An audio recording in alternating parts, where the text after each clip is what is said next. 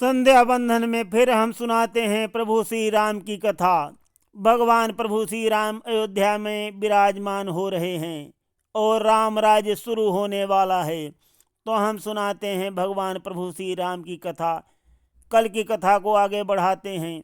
जय और विजय को श्राप हो गया है, सप्तऋषियों ने श्राप दे दिया है और वो महाअसुर रावण बनकर उत्पन्न भी हो गए हैं।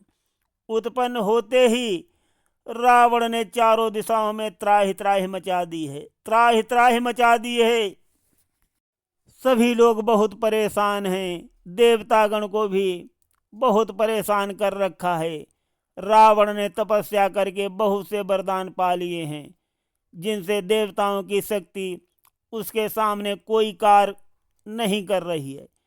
कोई देवगणों की शक्ति रावण के सामने कारगर नहीं हो रही है।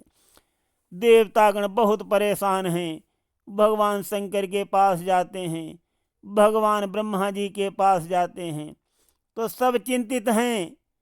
चिंतित तो सभी हैं, किंतु ठोस उपाय कोई नहीं निकल रहा है, नहीं निकल रहा है ठोस उपाय। फिर आपस में विचार करते हैं।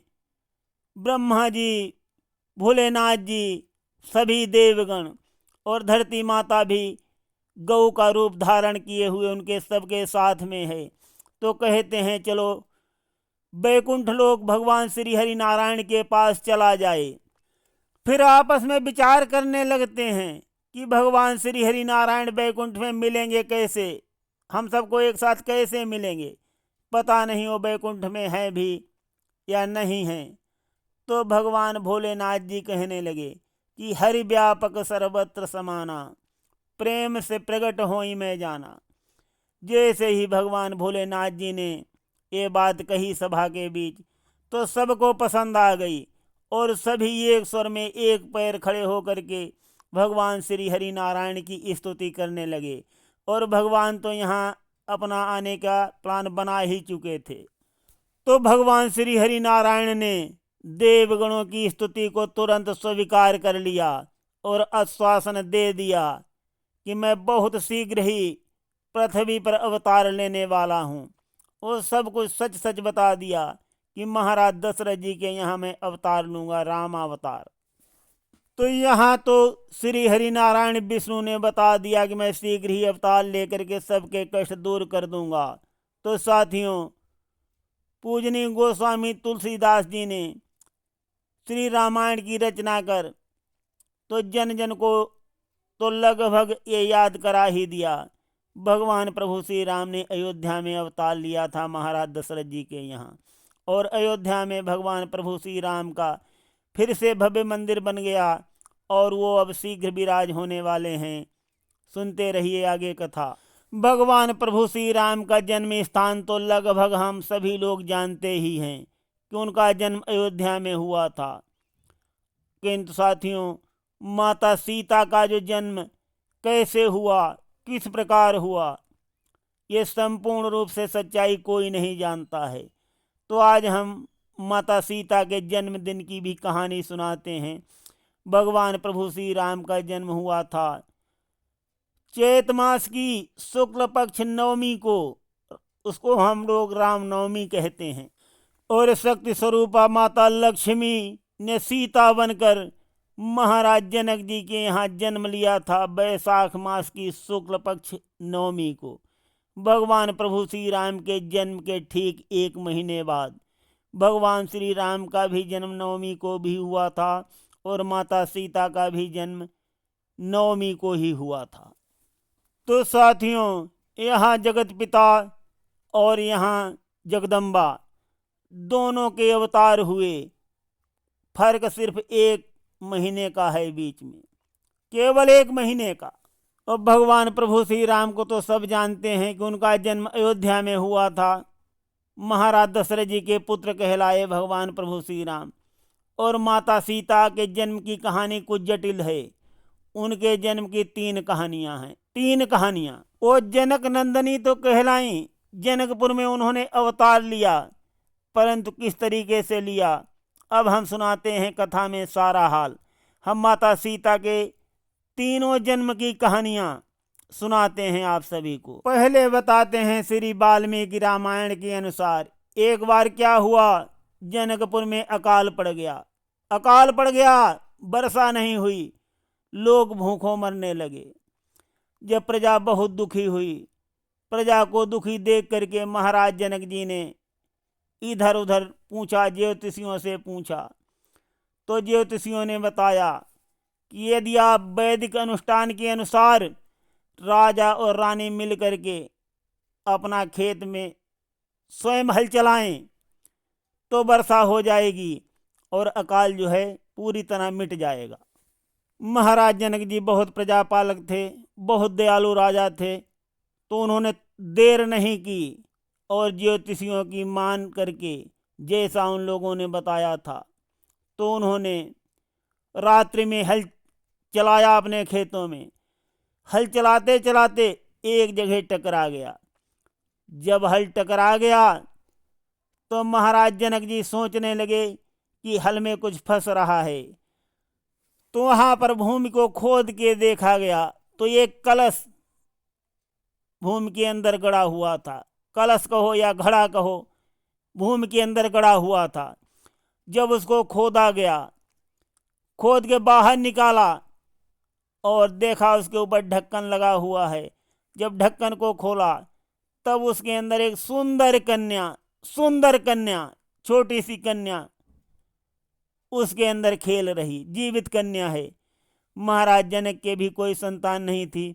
महाराज जनक जी बहुत खुश हुए और उस कन्या को लेकर के अपने घर में आए और महाराज जनक जी ने बहुत लाड़ प्यार से कन्या का पालन किया और कन्या का सीता नाम रखा गया। धरती से निकली होने के कारण सीता माता को धरती पुत्री भी कहते थे। और बाद में भगवान प्रभु श्री राम से विवाह हुआ। भगवान प्रभु श्री राम ने माता सीता जगदम्बा के साथ मिल करके सारे निशाचरों का अंत किया और पृथ्वी का भार हल्का किया और हमारे सबके जीवन में खुशहाली लेकर के आए। तो जगह जगह हम सुनते हैं कि राम रावण के दमाद फिर लड़ाई क्यों हुई, सीता लक्ष्मण की बहन फिर भौजाई क्यों हुई। तरह तरह के लोग क्वेश्चन करते हैं। अब हम सुनाते हैं माता सीता के जन्म की दूसरी कथा। सुनिए दूसरी कथा। अब शक्ति स्वरूपा माता सीता के जन्म की दूसरी कहानी सुनो, जो ब्रह्म वैवर्त पुराण के अनुसार है, वो सुनाता हूं आप सभी को। ब्रह्म वैवर्त पुराण में कहा गया है कि माता सीता रावण और मंदोदरी की पुत्री थी। रावण और मंदोदरी की। ब्रह्म वैवर्त पुराण में माता सीता के जन्म की विधि ऐसे बताई गई है कि एक वेदवती नामक कन्या थी। वो भगवान की तपस्या कर रही थी पति रूप में पाने के लिए।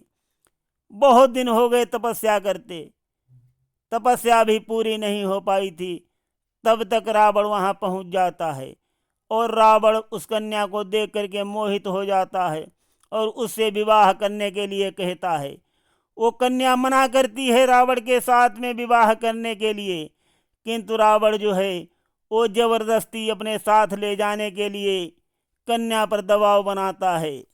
कन्या जो है रावण के दबाव से भयभीत हो जाती है, डर जाती है, बहुत डर जाती है, किंतु कहती है कि हे रावण, मैं तेरे साथ विवाह कदापि नहीं करूंगी और मैं अपने प्राण दे रही हूं, किंतु मैं तेरी पुत्री बनकर तेरी मृत्यु का कारण बनूंगी और तेरा सर्वनाश कर दूंगी।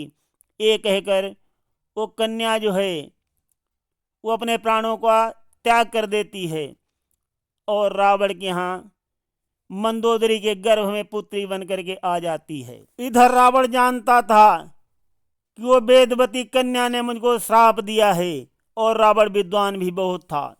तो रावण को पता चल गया कि मंदोदरी के गर्भ में वही पुत्री है जिसने मुझे श्राप दिया है और मेरे सर्वनाश करने का प्रण भी इसी कन्या ने किया हुआ है। रावण सब जानता है, मंदोदरी से कहता है कि तुम्हारे गर्भ में जो बच्ची पल रही है, पुत्री पल रही है, ये मेरे लिए बहुत अशुभ है, बहुत ही अशुभ है ये लंका के लिए। मैं इसका मुंह भी देखना नहीं चाहता और मुझे बिना दिखाए ही इस पुत्री का कहीं न कहीं अंत कर दो, किसी तरीके से अंत कर दो और मुझे इसको मत दिखाना। जब मंदोदरी रावण की ये बात सुनती है तब वो कन्या जैसे उत्पन्न होती है उसको समुद्र में फेंक देती है। समुद्र से वारुणी देवी उस कन्या को उठा करके धरती माता को सौंप देती हैं। धरती माता उस कन्या को महाराज जनक को कैसे देती हैं ये तो सभी कोई जानता है। और अब शक्ति स्वरूपा माता सीता की जन्म की कथा हम तीसरी भी सुनाते हैं। आज यहाँ तीसरी कथा भी सुनाते हैं माता सीता के जन्म की। ये कथा सुनिए। एक गतसमद ऋषि थे। वो एक बहुत बड़े आश्रम में रहते थे। उनके बहुत शिष्य भी थे, बहुत शिष्य थे। वो माता लक्ष्मी जी की तपस्या कर रहे थे उनको पुत्र रूप में पाने के लिए। बहुत दिन हो गए तपस्या करते, बहुत दिन हो गए, अभी तपस्या उनकी भी पूरी नहीं हो पाई थी और उनको कहीं काम से बाहर जाना पड़ गया। और इसी बीच गतसमद ऋषि का पता लगाते हुए रावण वहां आ पहुंचा। तो गतसमद ऋषि तो बाहर चले गए थे, उनके शिष्य और बहुत से ऋषि और मुनि आश्रम पर मौजूद थे। रावण ने सबसे पूछा कहाँ गए हैं वो, कहाँ गए हैं। किसी ने नहीं बताया। जब किसी ने नहीं बताया तब वहां जितने साधु संत ऋषि मुनि थे रावण ने सबका वध कर दिया, सबका इकट्ठा वध कर दिया और उनके खून को कलश में भर करके अपनी लंका में ले आया और अपने महल में छुपा दिया। मंदोदरी से कह दिया कि देखो हर जगह जाना लेकिन एक कलश को मत छूना, एक कलश में हाथ मत लगाना कभी। तो मंदोदरी ने कहा ठीक है मैं नहीं छूंगी। लेकिन एक दिन रावण अपने काम से बाहर गया हुआ था और मंदोदरी ने सोचा कि पता नहीं हमारे पतिदेव इसमें क्या लाए हैं, पता नहीं क्या चीज़ है और मुझे मना कर रहे हैं। तो मंदोदरी गई और कलश को खोला, उसमें देखा कि अरे कोई ये दिव्य पदार्थ है और मंदोदरी ने पी लिया। मंदोदरी ने पी लिया तब मंदोदरी के उसी खून से गर्भ रह गया और गर्भ रह गया तब मंदोदरी ने जान लिया कि अरे तो पुत्री है। और रावण पुत्रियों से बहुत घृणा करता था, इसीलिए कि पुत्री नहीं होना चाहिए। जैसे कंस देवकी से इतना प्यार करता था अपनी बहन से और बाद में कितना बड़ा दुश्मन बन गया, उसी तरीके से रावण भी पुत्री का दुश्मन बन गया था। तो मंदोदरी समझ गई अरे मेरे तो फिर गर्भ रह गया और गर्भ में भी पुत्री है। तो मंदोदरी ने उस पुत्री का गर्भ भी महाराज जनक जी की भूमि में गाड़ दिया था, इसीलिए वहां अकाल पड़ गया था और वर्षा नहीं हुई थी साथियों। तो कोई कोई लोग बताते हैं कि ऐसे माता सीता का जन्म हुआ और वाल्मीकि रामायण में दूसरी विधि बताते हैं और ब्रह्म वैवर्त पुराण में दूसरी विधि बताते हैं। हरि अनंत हरि कथा अनंता, कहाई सुनई बहुविध श्रुति संता। तो साथियों इस प्रकार से मैंने माता सीता के जन्म की 3 कथाएं हैं और तीनों कथाएं आप सभी को सुनाई हैं। और जो सच्ची लगे अच्छी लगे कमेंट करके बताना। और ये तो माता सीता शक्त स्वरूपा को सभी जानते हैं, महाराज जनक की पुत्री बनकर प्रभु श्री राम से विवाह कर दैत्यों का नाश कराया, ये तो सब कोई जानते हैं। लेकिन माता सीता के जन्म की सही कथा कौन सी है वो हम 3 कथाएं मेंशन कर रहे हैं। इनमें जो भी आपको अच्छी लगे वो कमेंट करके हमें अवश्य बताएं। सुनते रहिए गिरीश आध्यात्मिक में अच्छी अच्छी रोचक ज्ञानवर्धक कथाएं। अब हम तीनों कथाओं के अलग अलग नाम बता देते हैं। पहली कथा जो है वाल्मीकि रामायण के अनुसार है, दूसरी ब्रह्म वैवर्त पुराण के अनुसार है और तीसरी कथा अद्भुत रामायण के अनुसार है। तो जो भी कथा आपको सत्य लगे तो कमेंट करके हमें अवश्य बताएं, अवश्य बताएं कमेंट करके हमारे चैनल पर। जो कि सीता माता के जन्म की कहानी सर्वोचित साबित हो सके और माता सीता जनक नंदिनी ही कहलाई। सुनते रहिए गिरीश आध्यात्मिक ड्रीम में अत्यंत अत्यंत रोचक और कल्याणकारी कथाएं। धन्यवाद।